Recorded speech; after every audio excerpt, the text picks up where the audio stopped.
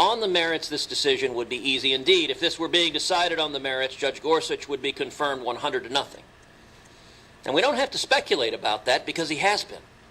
A decade ago on the Court of Appeals, the Senate confirmed him by voice vote, which means not a single Democrat spoke out against his confirmation. Not Senator Feinstein, not Senator Leahy, not then Senator Obama, not then Senator Hillary Clinton, not then Senator Joe Biden. So what's changed in a decade? We have a decade of exemplary service on the Court of Appeals that makes his nomination even stronger, but something else has changed, the politics of it. You know, it's interesting that a number of Democratic senators have talked about what they call dark money.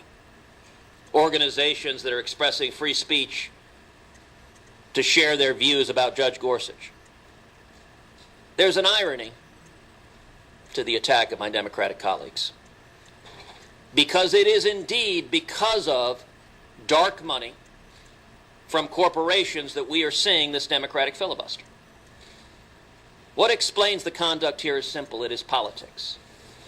And the politics are that in the Democratic Party there are outside groups that are corporations, mind you, that are organized and formally incorporated, that are spending vast sums of money to organize left-wing activists to put political pressure on Senate Democrats. And it is that political pressure which is yielding the unprecedented result here. A Democratic senator some weeks ago told me, in a moment of candor, you got to understand, all of us on the Democratic side, we're afraid of being primaried from the left. We're afraid of doing anything other than opposing Trump on everything. That's what we're seeing playing out.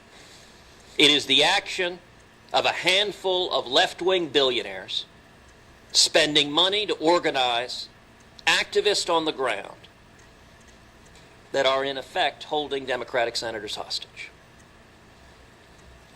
Now that may be a reality of politics, an unfortunate reality of politics and where we are, but it is not a sound and principled reason to reject a Supreme Court justice who is unquestionably qualified and whose nomination enjoys the imprimatur of the American people voting in an election and choosing the kind of justice that should replace Justice Scalia. This week, the Senate, I am convinced, will confirm Judge Gorsuch as the next Associate Justice on the Supreme Court. And when that happens, that will be a victory for individual liberty. It will be a victory for the Constitution and Bill of Rights, and it will be a victory for the people. Thank you, Mr. Chairman.